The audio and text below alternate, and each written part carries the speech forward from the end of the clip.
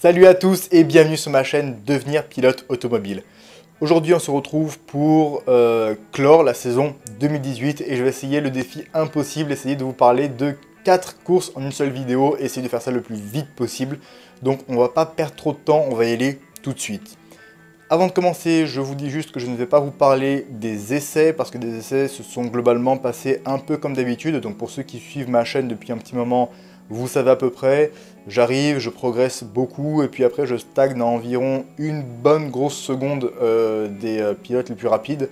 Donc à moins qu'il y ait quelque chose qui soit passé autrement, je ne vous parle pas des essais, parce que ça s'est passé exactement comme ça. C'est parti! Toute première course, ça a été la course de Belmont-sur-Rance le week-end du 22 juin. C'était une course préparatoire à la Coupe de France. Donc quelques semaines plus tard, la Coupe de France allait avoir lieu justement sur cette piste. Donc première course pour commencer à se préparer, pour se mettre en jambes. Alors comment s'est passée cette course? Pas très bien, pas bien du tout même, je dirais. Les essais, écoute, comme d'habitude quoi. Et alors c'était quand même un peu plus difficile que d'habitude par contre, parce que c'était une piste qui est vraiment compliquée, vraiment très technique, beaucoup de dénivelé, donc en fait si jamais vous vous ratez dans un virage, pour repartir derrière c'est très compliqué, c'est difficile, technique, et c'est apparemment, donc d'après les pilotes expérimentés, la course la plus difficile du calendrier, en tout cas cette année. Donc voilà, je vous laisse imaginer un peu le truc quoi. Mine de rien, ça s'est quand même pas trop mal passé, j'étais pas largué par rapport aux autres courses, et j'étais à peu près dans le rythme. Malheureusement, en qualification, abandon, on arrivait à 4 de front sur un virage en épingle. Bon, la piste est large, mais quand même pas à ce point-là, donc bon, il y en a un cinquième qui a jugé bon de se jeter à l'intérieur, et en fait ça a fait effet domino, il a poussé tout le monde. Moi j'étais le plus à l'extérieur, donc du coup je me suis retrouvé à l'extérieur de la piste quoi, et c'était vraiment trop dangereux de revenir sur la piste, donc du coup abandon. Première course, ça s'est plutôt bien passé, j'avais un bon rythme au début, j'étais en pleine bagarre et j'étais même surpris d'avoir ce rythme là. Malheureusement au bout du 7e tour, abandon, j'avais un problème carbu, enfin j'avais plus du tout de bas régime, donc je n'arrivais plus à ressortir des virages. J'étais très lent en sortie de virage.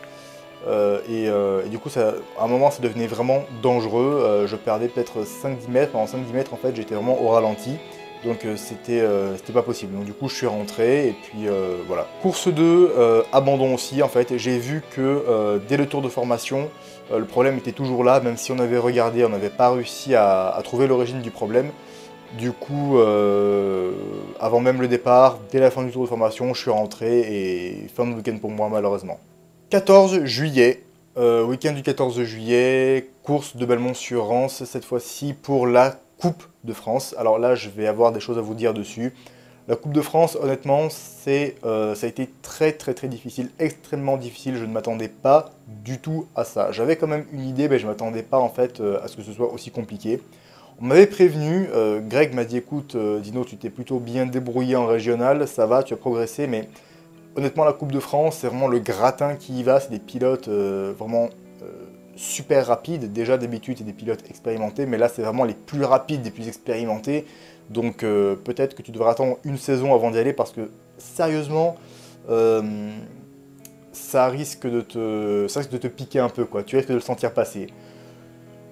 Sauf que bon, à côté de ça, il y a des personnes qui m'ont dit écoute, la Coupe de France c'est bien que tu participes même maintenant, parce qu'en fait, on roule beaucoup pendant la Coupe de France, il y a beaucoup de roulage, et ça c'est vrai, il y a vraiment beaucoup de roulage, donc tu vas vraiment prendre beaucoup d'expérience, surtout sur une piste comme Belmont, tu vas vraiment progresser. Donc je me suis dit écoute, moi je suis pas là pour rien, donc ce que je vais faire, c'est que je vais quand même y aller à Belmont et je vais faire la course. Même si ça va être super difficile, je vais faire la course contre moi-même, d'accord? Je vais pas prendre en considération les autres, etc. Je vais vraiment y aller pour mon pilotage, pour apprendre, pour m'appliquer, et du coup, ça passera. Bon, j'arrive à Belmont, et là, quand je vois les écarts, je me dis, ah ouais, effectivement, on va y avoir un problème, quoi.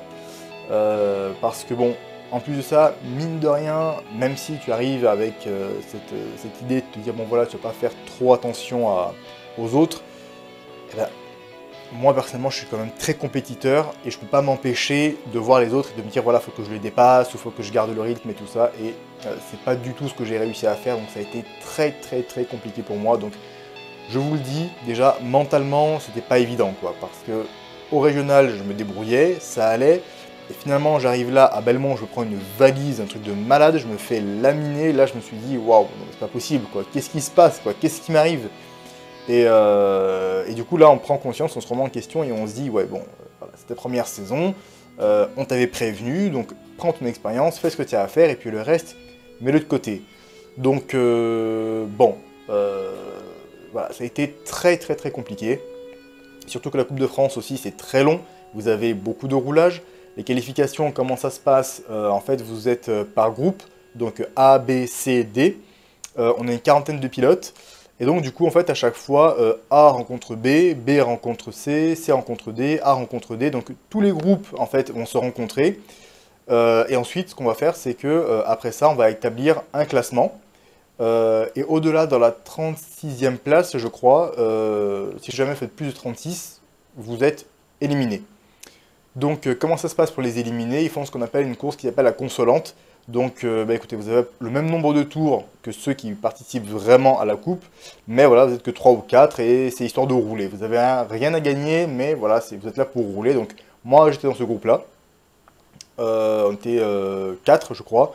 Donc du coup, bah, écoutez, on a roulé tout simplement, quoi. Surtout qu'on avait des rythmes très différents les uns des autres, on n'avait pas les mêmes niveaux, donc en fait chacun a roulé seul dans son coin et on n'a pas pu se bagarrer. Donc bon, voilà, c'était pas terrible, mais bon, perso ça m'a permis de rouler et puis bon, voilà. Mais du coup, avec cette histoire de groupe, vous vous doutez bien que forcément on roule beaucoup parce que d'habitude il y a une séance de qualification et là du coup vous en avez toute une ribambelle. Et pour la course, alors à la course régionale on avait roulé sur 15 tours, la course faisait 15 tours et là elle faisait, il me semble qu'elle faisait 26 tours, quelque chose comme ça. Donc c'est très très long, la Coupe de France c'est vraiment très très long, surtout voilà, avec en carte sur cette piste et tout ça.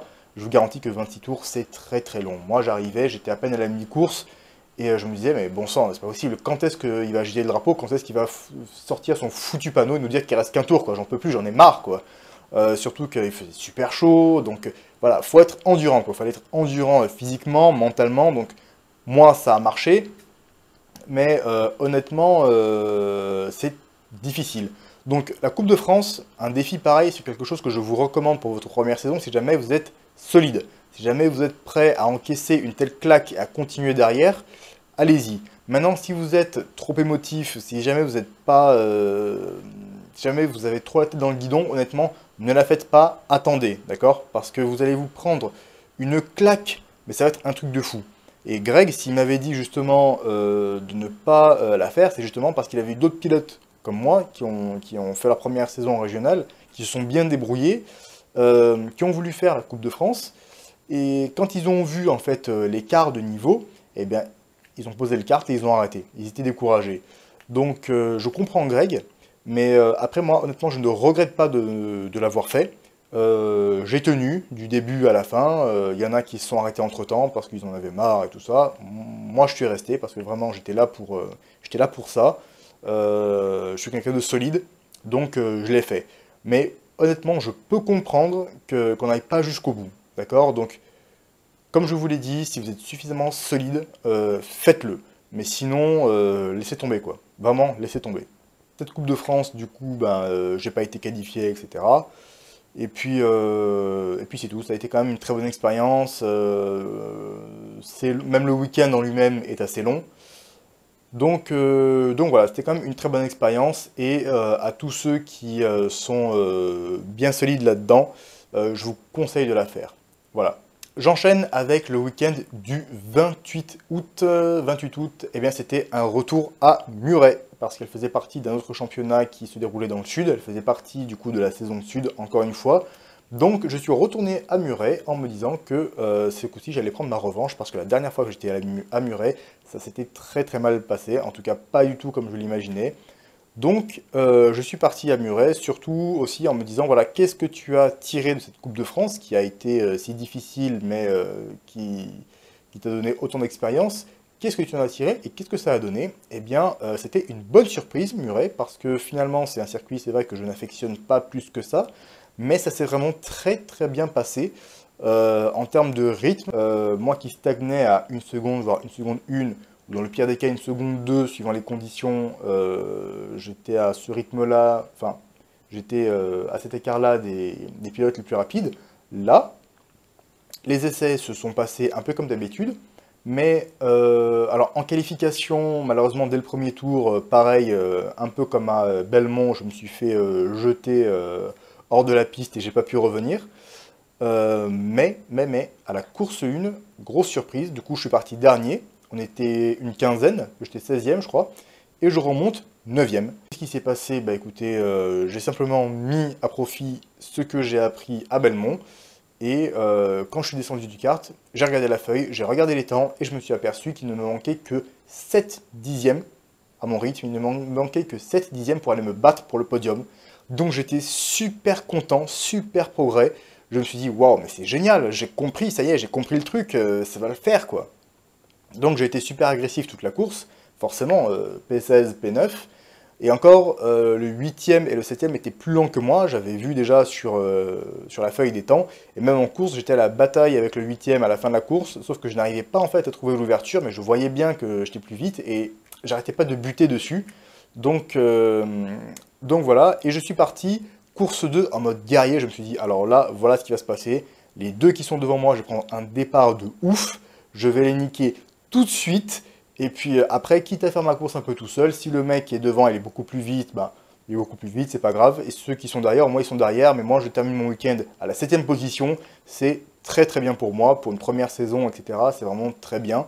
Donc voilà, donc je pars dans cet esprit, je prends le départ, et là, avant même le premier virage, il y a un type derrière qui me tape, et il m'envoie en tête à queue, mon allumage se débranche, j'arrive pas à redémarrer le kart, et fin de week-end pour moi, abandon, j'étais dégoûté, mais ça va, voilà, c'était quand même un bon week-end parce que j'ai vu vraiment les progrès que j'ai fait, 7 dixièmes de retard sur les pilotes les plus rapides du week-end, pas mal, franchement c'est pas mal, et d'autant plus sur un circuit que j'affectionne pas particulièrement, je me suis dit, waouh, waouh, waouh, waouh, c'est vraiment génial, qu'est-ce que ça va donner la saison suivante? Voilà, c'est dans cette idée aussi que je suis parti. Je me suis dit, mais waouh, franchement, c'est top, quoi. J'étais vraiment content de moi, même si j'ai pas réussi à concrétiser en course, j'étais content, quoi.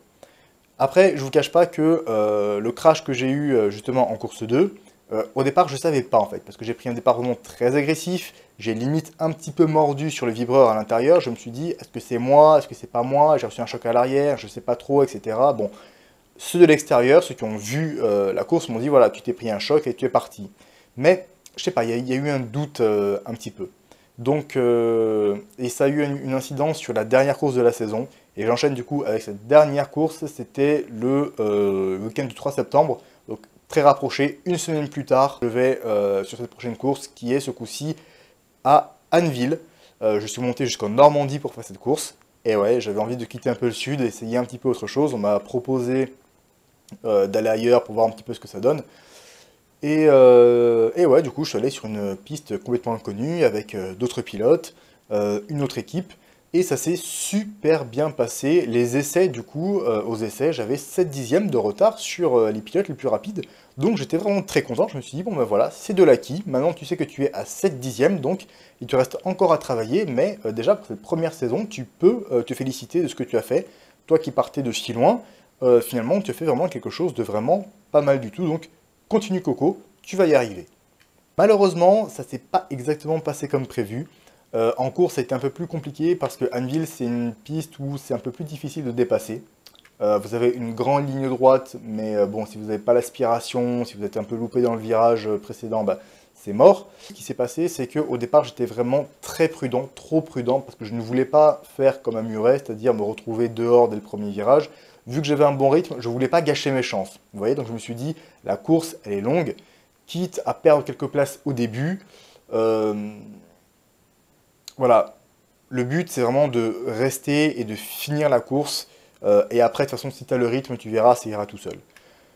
Bon, j'ai appris autre chose à Anneville, c'est que le départ est très important. Voilà, je le savais, mais là, je me suis rendu compte que sur certaines pistes, le départ est encore plus important que sur d'autres, parce que à Anneville, il y a vraiment très peu d'endroits en fait où vous pouvez dépasser.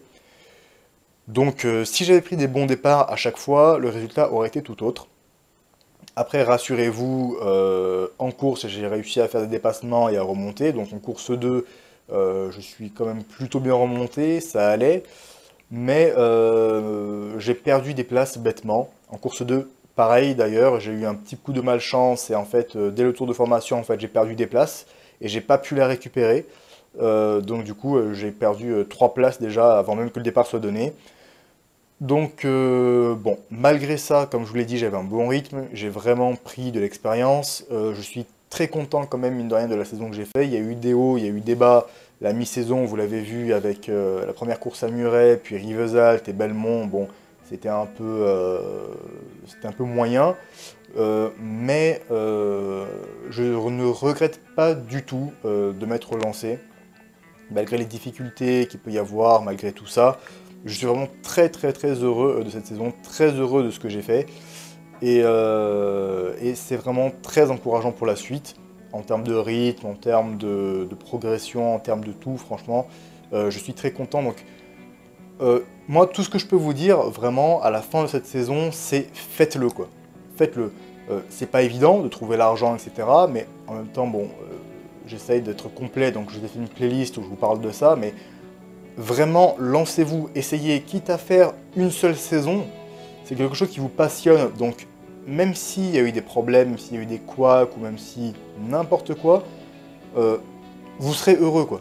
Vous serez vraiment content parce que vous serez dans quelque chose qui vous passionne, et vous verrez que ça va animer quelque chose en vous, sincèrement. Vous allez vous lancer là-dedans et vous allez vous dire, mais waouh, waouh, waouh, c'est vraiment ce que je veux, c'est vraiment ce que j'aime, j'adore faire ça. Je ne sais pas si vous avez l'habitude de faire des trucs intenses comme ça, qui vous passionnent, qui vous animent à ce point-là, mais, mais si vous n'avez pas l'habitude et si jamais vous avez une vie un peu routinière et que vous vous ennuyez un peu, je peux vous garantir que faire ça, ça va... Vous allez souffler, ça va vous faire du bien, c'est génial, c'est top, quoi. Et vous allez vraiment vouloir aller loin dans cette discipline. Donc vraiment, je vous encourage à y aller, mais à y aller les deux pieds devant et vraiment de sauter, quoi. Vraiment, allez-y parce que vraiment c'est génial. Moi, je me suis éclaté. La saison prochaine, j'ai prévu de rouler dans le nord de la France essentiellement avec l'équipe avec laquelle j'ai roulé à Anneville. Donc je voudrais rouler sur le Minarelli. Minarelli, en fait, c'est Anneville, justement, faisait partie de cette compétition, le Minarelli, et c'est une compétition où on roule beaucoup. C'est le même format que la Coupe de France. Donc voilà, je vais beaucoup rouler la saison prochaine. Je vais me déplacer parce que, bon, après, comme je vous l'ai dit, du coup, je quitte Scuderia KFS.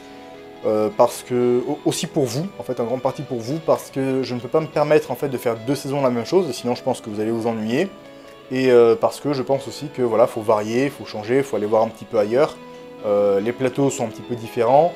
Le plateau du coup qu'il y avait au Minarelli à Anneville, c'était à peu près le même que celui qu'il y avait en Coupe de France. Et là, j'étais beaucoup moins largué, j'étais vraiment beaucoup plus dans le paquet.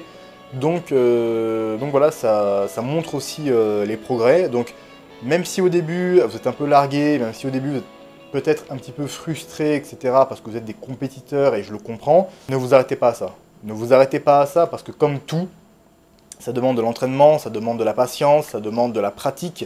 C'est à peu près tout ce que j'avais à vous dire pour aujourd'hui. Enfin, je pense que c'est quand même déjà pas mal. Je sais pas combien on est, mais ça fait un petit moment que je parle. Moi, j'ai réussi quand même mon défi.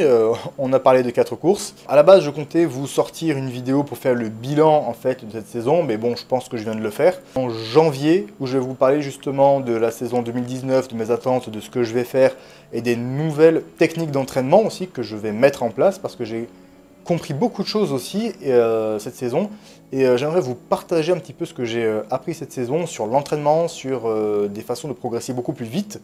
Donc je vous parlerai de tout ça dans le mois de janvier, voire février au plus tard. Je vous souhaite d'excellentes fins... Je vous souhaite d'excellentes fins... Oh. Je vous souhaite d'excellentes fêtes de fin d'année. Joyeux Noël, bonne année à tous.